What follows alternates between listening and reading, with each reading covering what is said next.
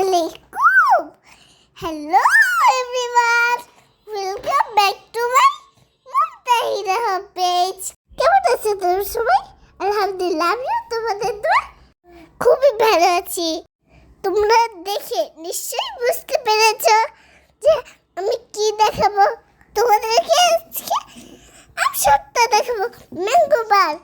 প্রথমে আমি থেকে ভালো করে ধুয়ে ছুলে টুকরো টুকরো করে কেটে সামান্য পানি দিয়ে বসিয়ে দিতে হবে। পানিটা অবশ্যই দিতে হবে, তবে হাফ কাপ পানি দিলেই হবে। পানি যদি না দাও তাহলে আমটা সুন্দরভাবে বয়েল হবে না, আর পাতিলে নিচে লেগে যাবে, তখন পুরোটা তো খেতেও ভালো লাগবে না। এদিকে পাঁচফোড়ন তেলে ক্রাশ করে দিতে হবে। ও শুকনা মরিচ তেলে সেটাকেও ক্রাশ করে দিতে হবে। এরপরে শুকনা মরিচ আগে না দিয়ে প্রথমে নাড়াচাড়া করতে হবে। এরপর যে নাড়াচাড়া না করলে কিন্তু নিচে লেগে যাবে।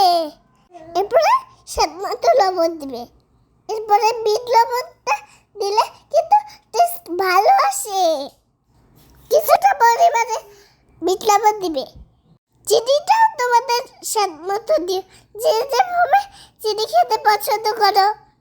তবে চিনি বেশি দিলে কিন্তু তোমার রোদে বেশি শুকানো লাগবে, তাহলে দেখবে রোদে শুকানোর সময় চিনির এক্সট্রা পানিটা বেরিয়ে আসবে। এখন পাঁচফোড়নের গুঁড়োটা, মরিচের গুঁড়োটা দিয়ে দিবে। এই পর্যায়ে অনবরত নাড়তে থাকবে, কিন্তু এই সময় লেগে যাও থাকে।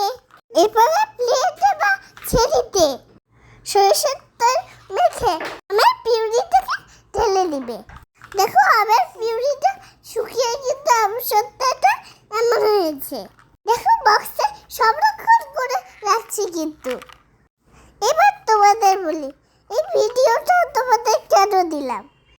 তোমরা তো বলবে এখন আমের সিজন না, কিন্তু অবশ্যই পরীক্ষা করে দেখলো যে আমসত্ত্বটা কতদিন ভালো থাকে। এই দেখো এখন হচ্ছে সেপ্টেম্বর মাসের শেষের দিক। এই দেখো এটা হচ্ছে মাত্র তোলা ছবি, অর্থাৎ এখনো কিচ্ছু হয়নি। আলহামদুলিল্লাহ। তারপরে তোমরা অনায়াসে অনেক দিন আমসত্ত্ব সংরক্ষণ করে রাখতে পারবে। এটার বয়স 5 মাস। কেমন হয়েছে কমেন্টে জানিও। আল্লাহ হাফেজ।